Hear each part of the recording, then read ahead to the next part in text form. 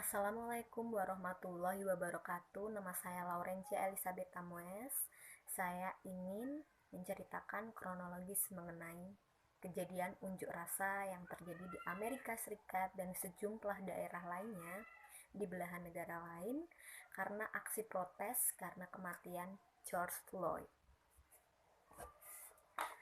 Seperti yang kita telah ketahui bersama, akhir-akhir ini gentar sekali isu rasisme terjadi di mana-mana. Khususnya yang ada di Amerika Serikat, berawal dari seorang napi yang bernama George Floyd. Ia dibunuh atau ia melakukan perlawanan yang tidak sesuai dengan kemampuannya dengan polisi setempat.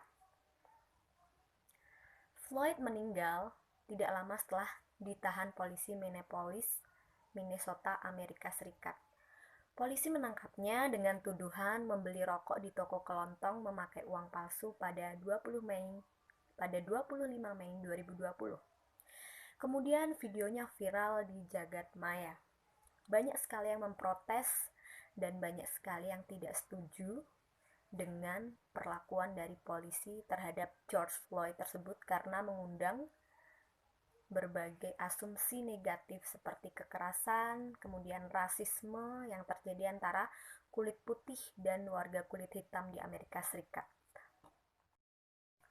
Kejadian tersebut terjadi saat Floyd dalam posisi tertelungkup di aspal. Beberapa kali ia sempat mengeluh atau berteriak, "Aku tak bisa bernafas, I can't breathe," sebelum tidak bergerak lagi dan akhirnya meninggal. Sebenarnya banyak orang ketika waktu itu mengelilingi tempat kejadian perkara di mana mereka juga ada yang sedang merekam kejadian tersebut. Sehari usai kematian Floyd, demonstrasi besar-besaran terjadi dan meletup di Minneapolis. Aksi memprotes kebrutalan polisi Minnesota terhadap Floyd kemudian berkembang menjadi kerusuhan besar di mana-mana. Puncaknya terjadi di Amerika, bahkan tidak hanya terjadi protes di Amerika, tetapi di negara-negara yang lain seperti di Prancis, Jepang, Korea Selatan juga memprotes aksi tersebut.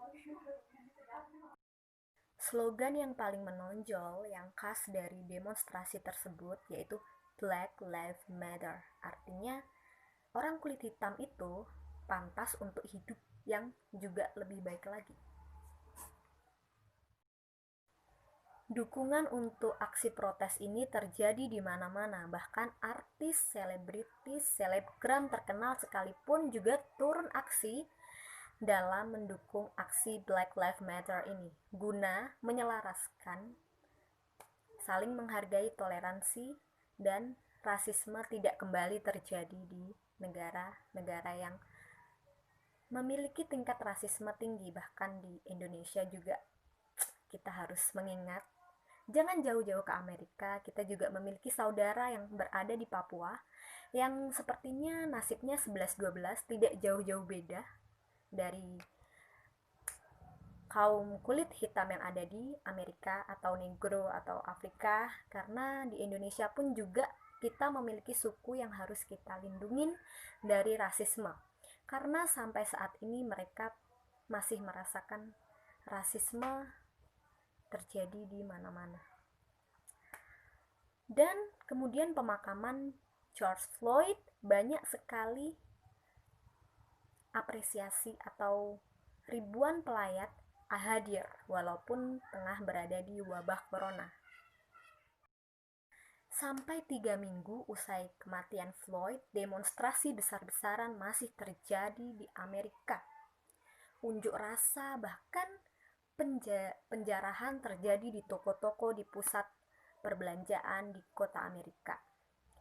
Presiden Donald Trump sempat memberikan sepatah dua patah pidato mengenai aksi ini, tapi saya mendapat info dari berita bahwa dia mengalami keamanan yang begitu ketat, atau dia memperlakukan keamanan di Istana Putih yang sangat begitu ketat. Bahkan dengar-dengar pihak militer pun terjun atau diterjunkan dalam aksi protes tersebut.